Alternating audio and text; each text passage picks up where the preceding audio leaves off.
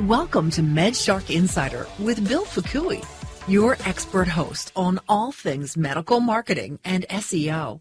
Hello, everybody. Welcome to another episode of MedShark Insider. And today's guest, I think, is going to bring some really good insights beyond, we talk a lot about digital marketing and websites and things like that. My guest today is Mindy DiCrosta, and she is the founder and owner of MHSS, and they are an agency that specializes in mental health, but they offer services that is very complementary to what we do. And I'm going to have Mindy kind of share a little bit more about that. Mindy, welcome to the show today. Thank you, Bill. Thank you for having me. Yeah, we've known each other for a little bit, and I've learned about you from one of our clients who uses you guys, and it kind of shed a whole new light on kind of a different, because we generate leads, right? Our job is as a web marketer is to generate leads for practices, but a lot of times what happens beyond just their websites and social media and those types of things, it stops once it gets to the practice. So give me an idea, kind of give a little bit of background of your business, but also a little bit of background in terms of how kind of how did you get into this? Sure. Thank you. It's weird. I never expected to find myself in the mental health space. I got into this through sheer passion many years ago. I had a marketing company, Bill, for like 20 years.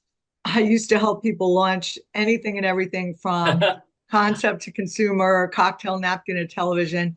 I started out a long time ago in telecommunications when that was just a big market to be in. We helped a lot of the carriers go from brick and mortar to web. I actually became a quite substantial commercial reseller.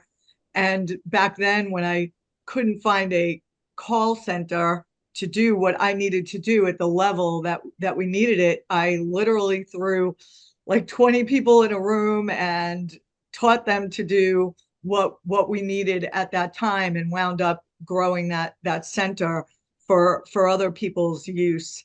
I went from that industry when that changed into, again, another surprise industry for me, which was modeling and entertainment.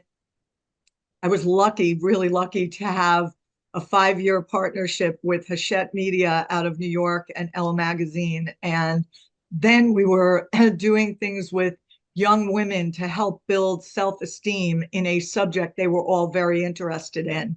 So while all of these things were going well career-wise, and I was soaking up working with influencers before it was even a word, and just Right.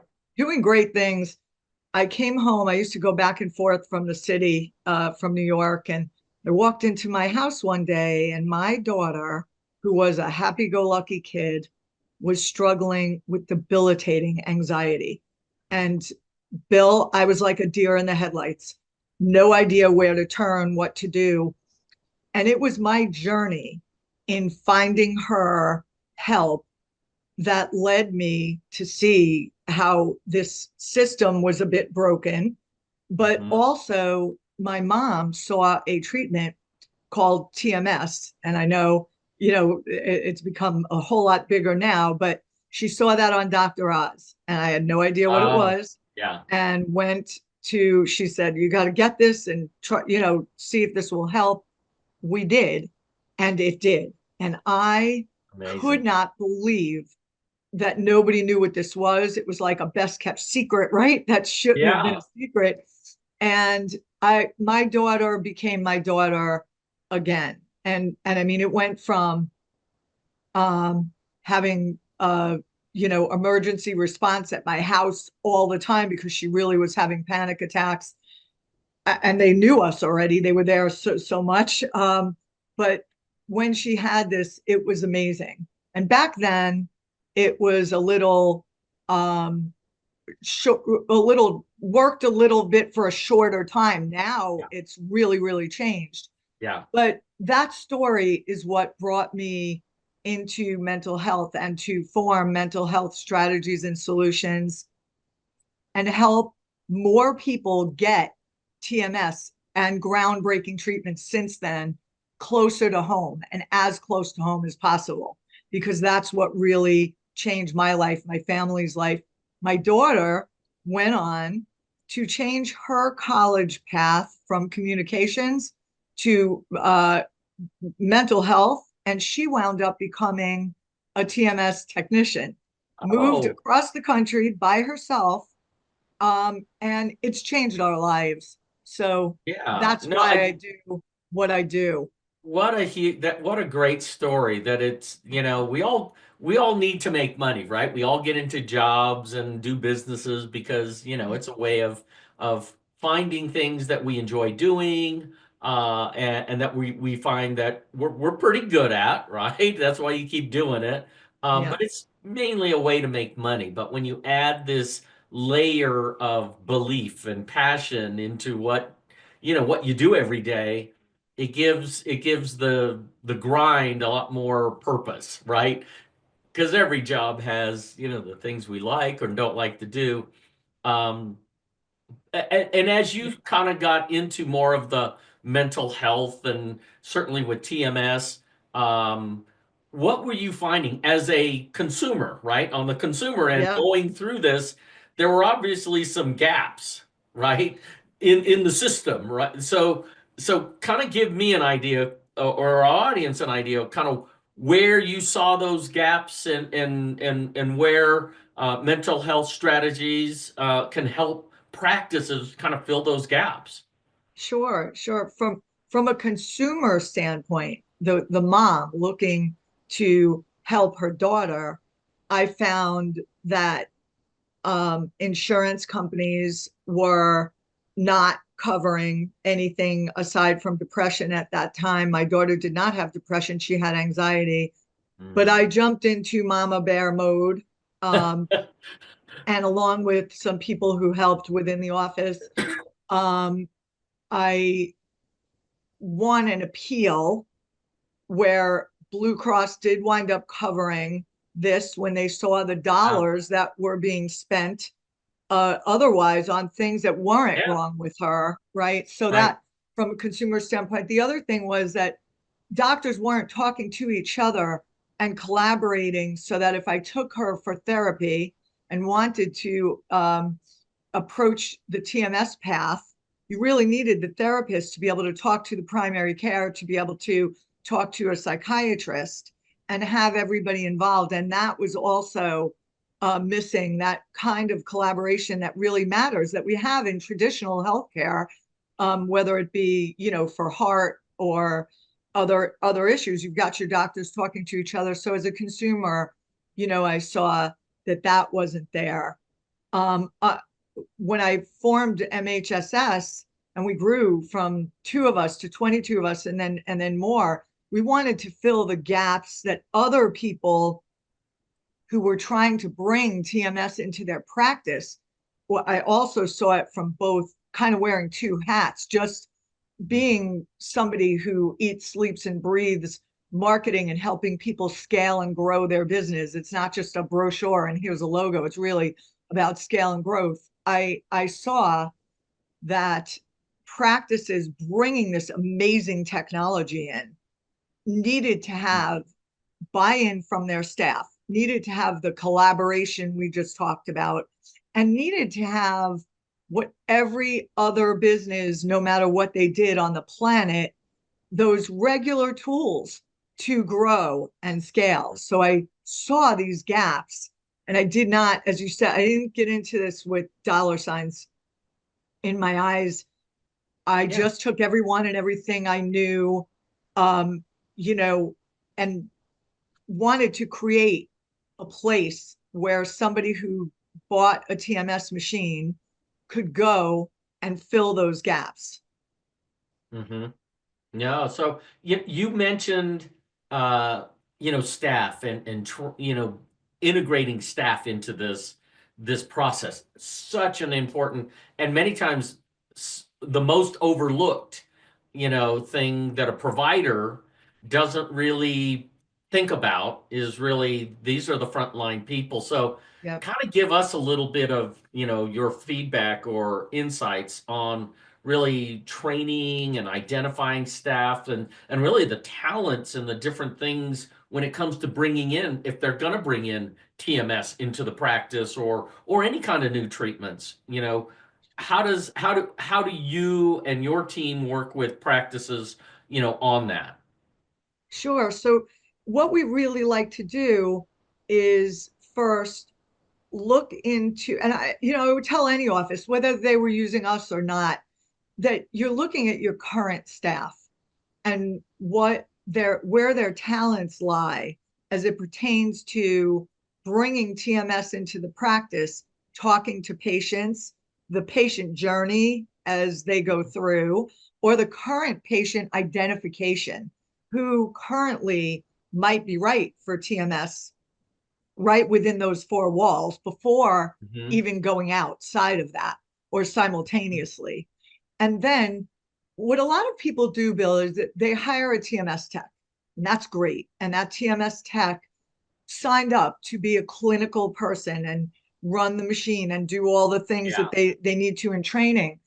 And I saw that what a lot of people try to do is take that same person with those skills and have them be the end all be all, literally do everything. Have her do our insurance. Let's have her be feet on the street, maybe to connect with referring providers. Or let's have him or her go and speak to the patients about all of that.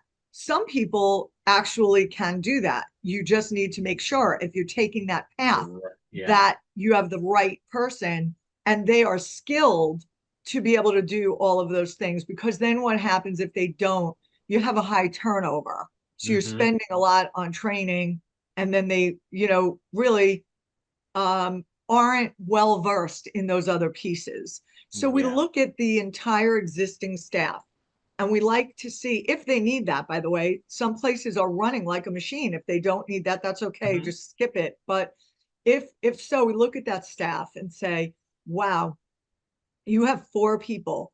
They're excellent on the phone. They can answer those phones really well during business hours for people that are looking for TMS. And then that brings you to what's going to happen after that. Is everything set up so that if that person says yes, they've spoken to somebody, it looks good, it sounds good, it feels right, are they going to have a quick journey to the chair? Because Mhm. that's what you need in mental health. People are not well and they want to get well, can't be too much time in between. So, we look at that, and then where are the patients going to be coming from, right? They're going to come from three places. First, inside those four walls. Yeah. They're already a patient, perhaps med management they couldn't tolerate, or it wasn't Mhm. something they wanted to stay on for life. So we look at it, we're going to identify, and the office should identify those patients, and then give them a really good, short, clear journey into getting their treatment. That's where one group of patients comes from. The next group comes from, it's just a necessary uh, piece of being in business, is running digital ads. I know, as you know, Bill, right? You've got to run your paid ads and you've got organic traffic. And we always Mhm. like to explain this to people that when you're looking, everyone's confused by digital marketing. They're confused by social media, and they're confused by SEO. And what do these three components mean? And we simplify it like this. You have to do it. SEO is like having your name in the yellow pages from many years ago, but only now it's online. And that search engine optimization is going to bring you to the top, and that takes some time. The next piece is your social media piece. That piece is more about your personality of your business, who you are, the successes and things like that. But it's not really for sales. nor should this be a salesy thing. It's not it's to let them know who somebody is in their culture and their organization. And then we go into the ad buys, which are so important. Google and Meta, and what's that going to do? And when people are spending those dollars, I saw those dollars flying out the window when the calls weren't being answered quickly and properly and differently than any other lead, because they don't know the practice. They're on the internet. It's like online dating. They're not going to spill all their information on that first encounter. So we No, like, and you're talking about, music to my ears, basically, is generating the leads, and whether that comes through organic SEO, through your Google business profile showing up in those map listings, or paid, right? It doesn't really matter. These are typically free-floating patients that don't know you, like the referrals or the existing in-house patients that a lot of practices do get when they start, offering TMS. They're quite frankly, those internal or referral types of patients, they're almost lay down patients. They're going to trust you. They immediately know you, trust you, and quite frankly like you, right? So those are going to be, ones that don't require a whole lot of, when you say answering the phones properly, they'll put up with a little inconvenience, the other things, whereas marketing driven consumers are very different, right? We all know that their expectations are different. Their ability to choose other options, the sky's the limit, right? You're not the only game in town. Whereas referrals feel a little more like, I'm gonna stick with you. They'll stick with you. Give us an idea when you're saying answering digital leads properly. What does that mean? Yes. So what that means is, first, answering them quickly, because right after they've clicked on you, they're already looking at your neighbors. They're looking at you first, and then they're looking at the three behind you or near you there. So you want to answer those quickly. Quickly used to mean one day, not anymore. Quickly means 5 minutes to, a couple hours at best. And honestly, it's better, the sooner, the better. So that's the first piece. The second piece is having somebody with the ability to give a very clear, quick, and concise description of the modality of treatment. So in this case, if we're talking about TMS, or now, Spravato and ketamine have really come into the picture, but all parts of mental health, whatever that ad was for, they need to go right there into that, and very concise, and a quick explanation of that. And once they've done that, they need to qualify that potential patient, right? They aren't a patient yet. They're just a person like you and me looking for help. So they need to qualify them. If insurance is in the picture, have they tried the 2 to 4 meds or whatever is required of them from that insurance company? You may not want to tell them the frequency of the treatment right away. I will tell you that scares 90% of the people. Think I can never do anything 5 days a week for 6 to 8 weeks. And the fact is they will. And they're crying when they have to leave their TMS family, because it does become, if you're in the right office, like a family. And then device companies, have stepped up, 1 or 2 in particular, but where they're really helping with marketing these practices that are within their community. And it's really important for those practices to answer those calls, because there's marketing dollars being spent on their behalf. So again, it's answering them right, doing what's legally necessary and what you need to say. And that's one of the biggest gaps that we saw, which is why I took my call center from all those years ago and developed it and brought everything with me for mental health care 24/7, all in the US, in and outbound, with people that could speak concisely, keep the calls short and affordable as possible, and go from there to all the way to the booking, all the way to intakes if necessary. It's best, however somebody's going to do this, whether it's with someone like us or whether it's internal, it's best to do as much as you can on that first call. Mm-hmm. That's what I would say. You know, and the other thing too that, and I completely agree with all of that. But you guys added a different layer that I saw with one of our first mutual client, and that was in the tracking.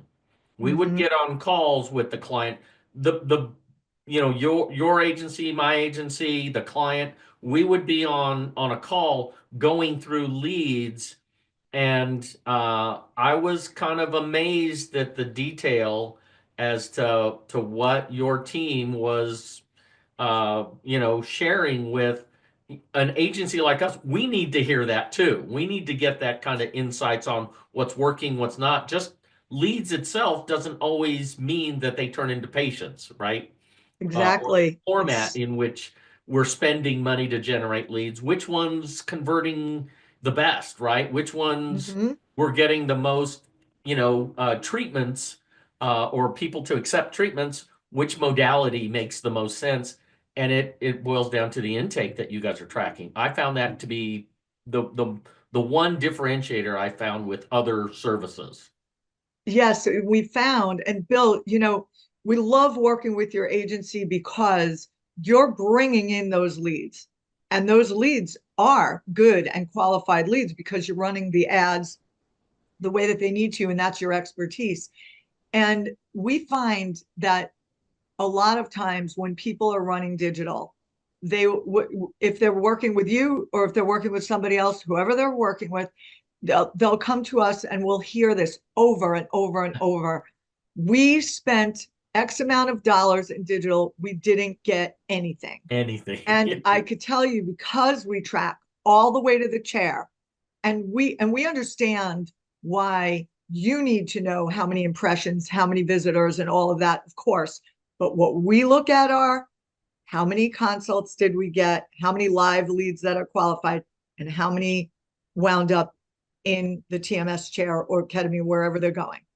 When that happens, and you can look at the path and deliver that information, so we stay involved or in the whole thing, so that you can zig and zag when you need to on the ads, because we can tell you firsthand. Hey, a couple of these might have thought this was research. Yeah. Let's look and see if there's something there. But most of the time, I would say 90% of the time, we find out the digital is fine. What's happening is the journey to get there. They weren't answered. They weren't answered in time. They didn't even know the lead was there. It was a form fill, and somebody wasn't looking at the form fills. It's so much of that process. Once you know the ads are right, we're getting the leads, why aren't they converting? Exactly. Right. So we see that piece, when you've got the expertise and you're running the digital and you know that the keywords are right and that the ads are what they should be, then you look at, okay, why isn't this person winding up getting the help that they need to Right. move forward, right? And we find that it is all in those details, how quickly that is answered, and that journey that they're taking, to include how long they have to wait from the time of their first appointment when you get them in to, if they're doing a mapping or an EEG, whatever that may be. They need to do that quickly, because that person doesn't even want to get up out of bed, let alone go in, do that, and then wait for that. Then you can lose them. Yeah. You know, and you mentioned the phrase patient journey, right? That's a Yep. word or a phrase that gets tossed around a lot, especially, in medicine today, right? Practices are becoming much more, conscious or aware of the fact that we got to start looking at, how our patients go through this decision-making cycle. But give us kind of your insights or perspective on what this journey is, and really speaking the language Yeah. how important it is to speak the language of somebody going through this journey. Absolutely. And just before I do that, I do want to answer your previous question, which I didn't. The tracking of this Oh, mm-hmm, is so important because we track every single lead and we know what happened with every single lead all the way to the chair. So, for example, if you're running a campaign and you've got 40 leads coming in, we're going to know what happened to all 40. We're going to say these 8 made an appointment. mm-hmm, These were not properly set up for insurance and they, mm-hmm. couldn't otherwise afford. So we gave them resources of what to do, where to go, because you don't want to leave people hanging, No. right? And then these are all in a nurturing state. They didn't say yes right away, but we're going to nurture that person and see, where they land. And the numbers that we give, and we give them every 2 weeks or every month, but we go over them weekly. That's the importance. You need to know what's going on weekly so that you from digital can make changes if you need to, and the office can make changes if they need to. So I Mm-hmm. wanted to be able to answer that. As far as the importance of what we're looking at, how to speak to patients, right? From when we're doing it, or if we're training an office too, or Right. if an office is training their staff to do Mm-hmm. that. It's just really important to speak to a patient and meet them where they are in their language about TMS. So if somebody, you might be talking to a potential patient and you've gotten to know them a little and they have a pretty big science background. Well, if Yeah. they do, you should talk to them like that and give them a little more of the details, because otherwise they might be a little more skeptical. But if you're talking to a lay person and they're not, you really want to have your staff and the people answering your phones do so with a very clear explanation. And it might be as simple as, TMS is amazing. It utilizes an MRI technology that brings magnetic pulses right to the spot in the brain that controls the mood. Mm-hmm. Again, there's a ton of different ways to say it. Um, and then you can talk about what it treats, Mm-hmm. and what insurance covers Mm-hmm. and what they don't, and the financial end of how each office would like to how they're going to participate in Mm-hmm. payment plans. But it's a concise approach, and also showing people testimonials, showing people that other people have gone through this, and making sure that the staff is really warm and very cognizant of building a real relationship with this potential patient. Mm-hmm. These are people that just wanted help on the internet. They don't know the offices yet, Right. and then also to follow whatever their device company needs them to do. That's also very important, that, whatever the device company needs them to do, so that they are presenting what's done and how it's done in the right way. Yeah. So, you talked about a lot of things in that response. I'm gonna ask, one thing that kind of, maybe pops out to me. And when we're talking about the ability to kind of maybe not be chameleon-like, but just to listen, right? When you're on the phone or you're, engaged with a potential patient, it's not just uh, having a script. That's the only thing they just rely on, and say the same thing to everybody else.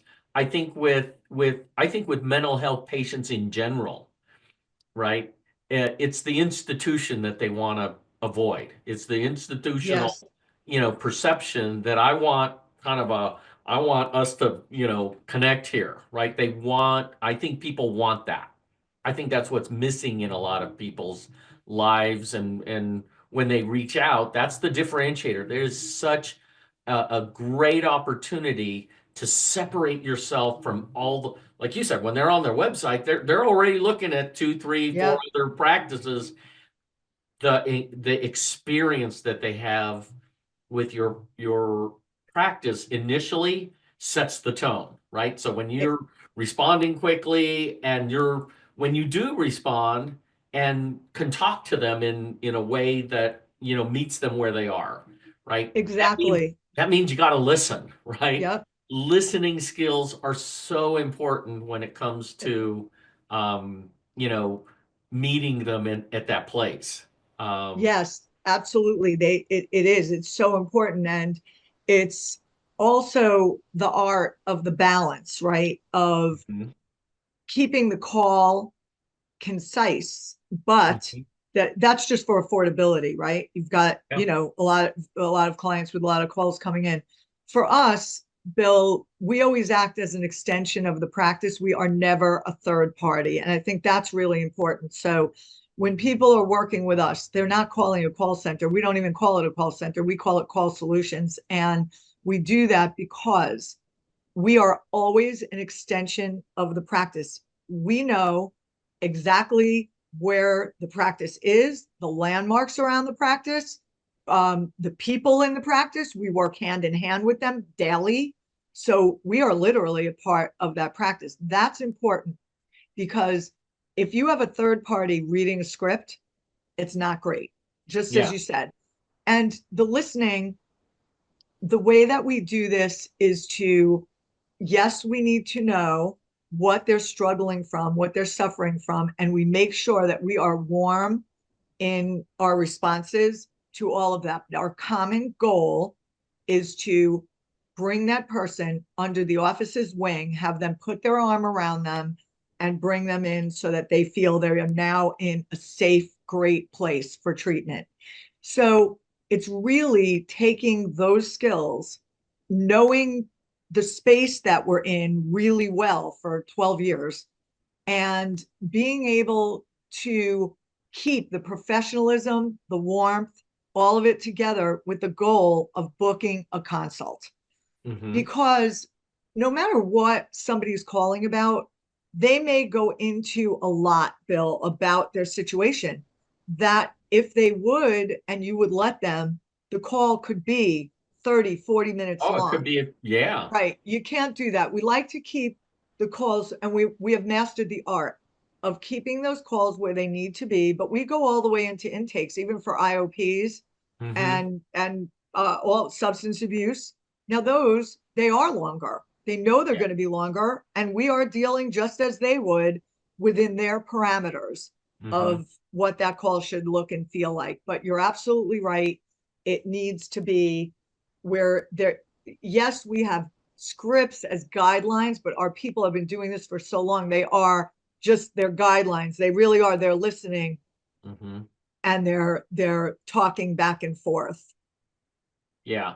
And a question, and I get this from a lot of practices when it comes to, like you said, many practices are already just crazy busy, right? That front desk and the phones, it's like it's half the Right. time when we would secret shop practices, you wouldn't even get a live person, right? You would get recordings and that impersonal experience, or phone trees that I finally push enough buttons and I maybe get to some place, and then I have to leave a voicemail message, right? I mean, we understand that those things happen, especially in the mental health, industry, right? Because Yes. we're just busy practices, right? So how do you distinguish between, say, existing patients, right, that may be calling about, rescheduling or all this other stuff, existing treatment, not responding or having complications or whatever, from those that are, say, marketing, right? Sure. So Yeah. practices go, well, I can't, I can't replace my front desk people, kind of, for those practices that are really busy. How do you guys work with those kind of practices?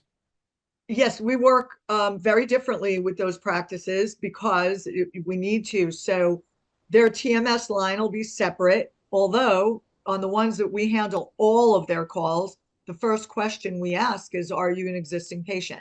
That goes one way. In our four walls or Mm-hmm. theirs, it could be a warm transfer to their office, or we still handle those calls for them, but it goes one way. And Okay. if they're not an existing patient, and let's say you're running a TMS ad or a Spravato ad or whatever the ad may be, we usually have a separate number. So know that all of those are coming there, and that's how they need to be answered. What happens is if a scheduler at their front desk answers an internet ad, that's where it falls apart Mm-hmm. because those calls require an advocacy approach. Mm-hmm. And it's not the person's fault, by the way, at the No. front desk. She's got 3 phones ringing and she might be working with 4 or 5 providers or Right. whatever she's doing. And she simply does not have the time to sit back and say, oh, wait, this person needs to be hand walked through Mm-hmm. this process because she's scheduling patients. And that's the key difference.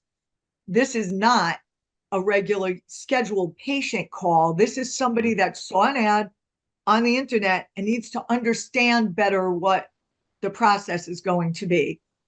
And with just enough information to have them come in. Once they come in, that's where the practice and how their foundation looks really comes into play because the places where you're going to lose a patient are many. Mm-hmm. Once on the call, and if you gained them on the call, now they came in and perhaps somebody at the desk wasn't as warm as they should be, didn't know about TMS. They had to go through 3 people to get that explanation.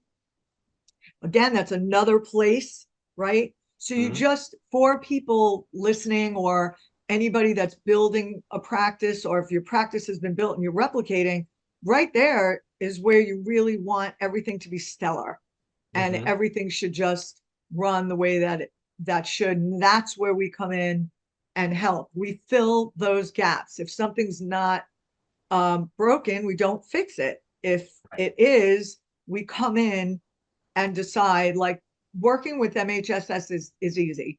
We either teach somebody or we've built people in-house infrastructures if that's what they want and they want to own it all and have it in-house, we will build Mm-hmm. it.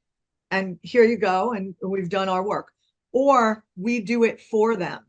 Sometimes a combination of both.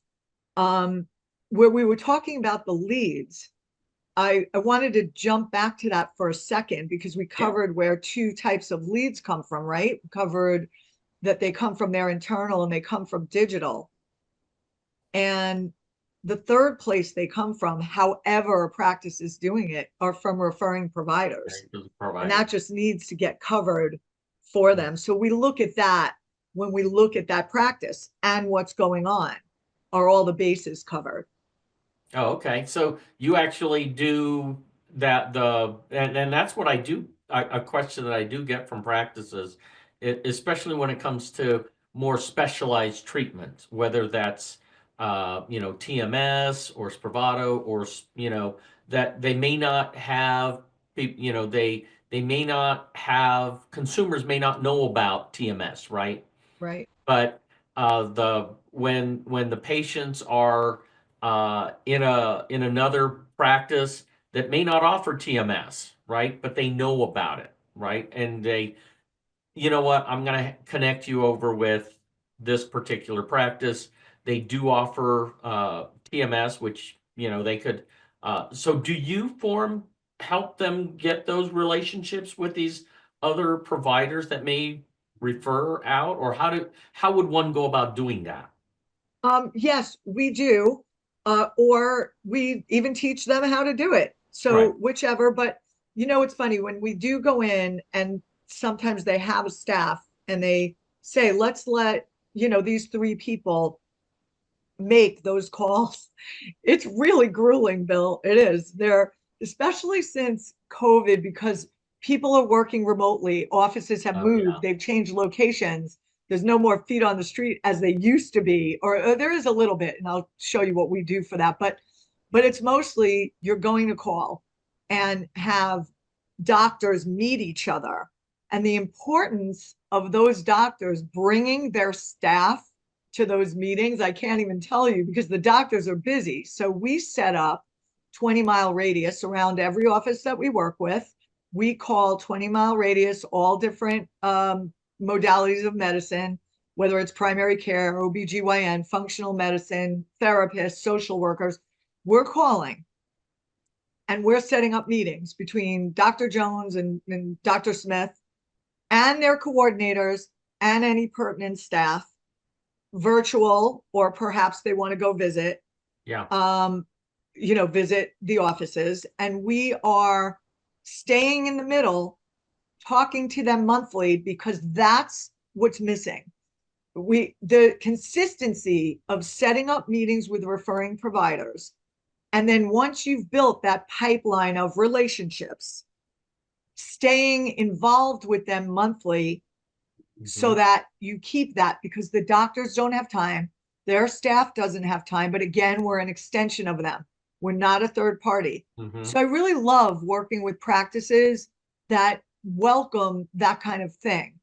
And if somebody wants to build it internally and is like, here, teach my staff this, I have really good people, we do. It's just that they wind up giving it back. It's only because it's a business in and of itself, really, Yeah.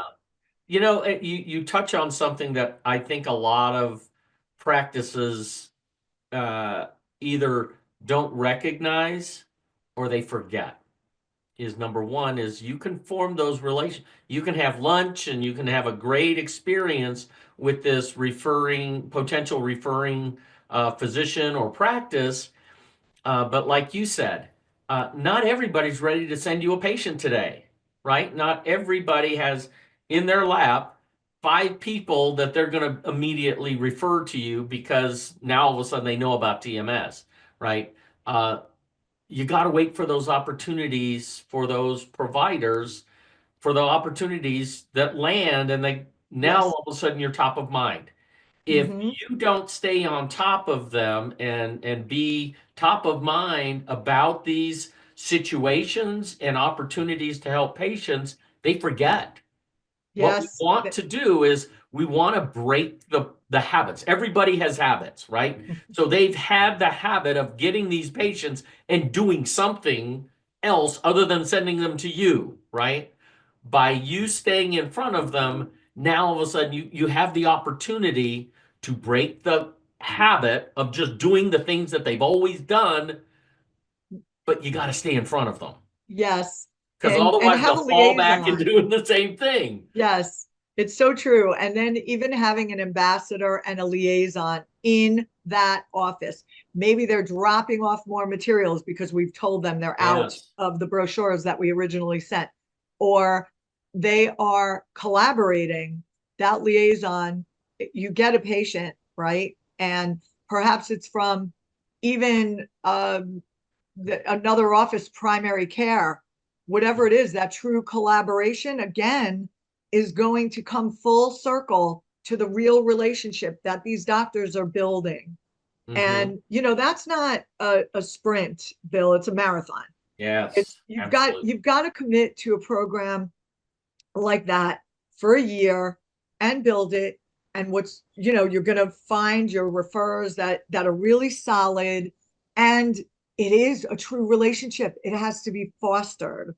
Yeah. And so we step in and we stay in that piece as long as we're needed. Once they're consistently referring, and not all do, Bill, they don't. So we set No. realistic expectations of what's going to come out of that. But when you find the ones that do, and they do, and they will, we've kind of cracked the code on keeping that alive and making sure that they're sending a steady stream. And sometimes it's reciprocal, right? Sometimes Oh, it's, so no. And I think when you're saying reciprocal, I think that's another thing that practices overlooked. So two things. Number one, the goal of a lot of this networking and referral building. It's not like this is not a numbers game. This is about finding out of the diamonds in the rough, out of all the providers that are potential referrers, you're going to get those 4, 5, 6 Right. practices a year that send you multiple patients, right? That's what we Yes. want. We don't want even just the one-offs and then they send you on and then you'll never hear from them again. The idea is with what you're talking about, you're going to find those gems of constantly Yes. ongoing referrals and building that relationship. And let's face it, with most practices, you don't have the time, or they don't even have the time and resources to do that for hundreds of practices. It is building those really solid foundations that creates a steady stream of predictable, leads and revenue and patients. But I also second part of that is I like the reciprocal. Mhm. I can't tell you how many times where there are some practices that are TMS only, right? These Right. TMS centers, they do all this, and one of the things that you said, you got to quickly qualify them. And if they haven't, had multiple maybe they haven't had any, med management, prescriptions for depression or any other, Right. qualified, symptoms, but then they just let those patients go, right? They just let Exactly. those people off the phone. Hey, if they're not a patient for us, they can be a patient for somebody, right? They Right. can And be a patient for one of my referring practices that don't offer TMS, right? I can send them to a med management, and now the flow of patients goes the other way, right? It's reciprocal, right? yes. So in those kind of situations, every lead that a practice generates can be a potential, patient for somebody, right? Yes, now or There's later. value. And sometimes, um, you know, your TMS works really well with therapy. Oh And yeah. if somebody's not doing that, and you can have your patient who also was looking for a therapist, and that's where, again, that reciprocal nature comes in, of course, only in a legal and not an illegal way, a legal way. But Hmm. they're doing that because it's right for the patient. And Right, for the patient. the other thing that comes to mind when we talk about the referring provider relationships, we find, Bill, that every office is different. Some offices, and when they bring TMS in, have doctors that are really wonderful presenters of Hmm. TMS and how it works. And other offices have doctors that are amazing doctors, right? You want to go to Yeah. them because they're the best, but you might not want them to present Yeah. the TMS, and they'll admit that's not my thing. Like, Yeah. I'm great with my patients one on one like that. But so it's really important for every office. And that's another thing that we really look at. Who, once that meeting's set, it might be a coordinator with the doctor that's presenting better. It might be one of the therapists. It could be anybody, but you want to get the best presenter of the information also that makes sense with the audience, right? So we are very specific in the audience we're bringing. We Hmm. will talk about, and we also get people into schools now with adolescence coverage, right? Right. That's important. So if somebody's meeting with a team of school psychologists, you want the right person there meeting with that Yeah. team, right? Versus if it's one doctor and they're a substantial practice, then you want the right doctor with that doctor and their coordinators. So we're very specific in trying to ensure the success of the program, and there are all these intricacies that really matter for that. Yeah. No, It's not a that's one size fits all. no, and I like the idea that, you don't always have unlimited at bats. Those Right. opportunities, they present themselves. You got to maximize the opportunity with situations like you're describing. Yes.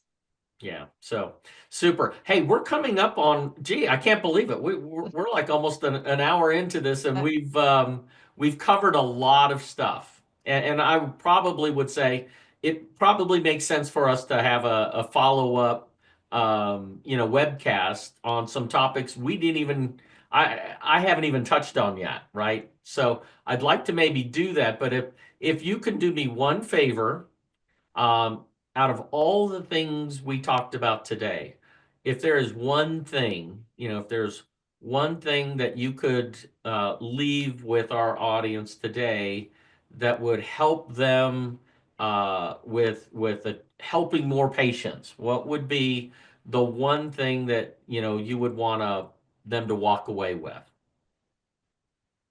It's difficult to say just one thing, but I will say that if you run your practice the way any business runs their business to grow it, which will allow for more patients to get more help, it would be to really utilize that type of system. And what that is, and it's what we do. And again, I didn't reinvent the wheel. It's been here for a long time.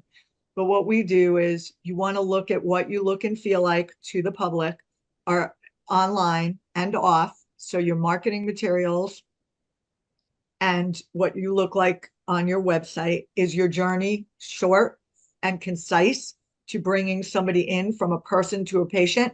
Or are they reading resumes, tons and tons of stuff, and they're getting lost? So you want to look at that.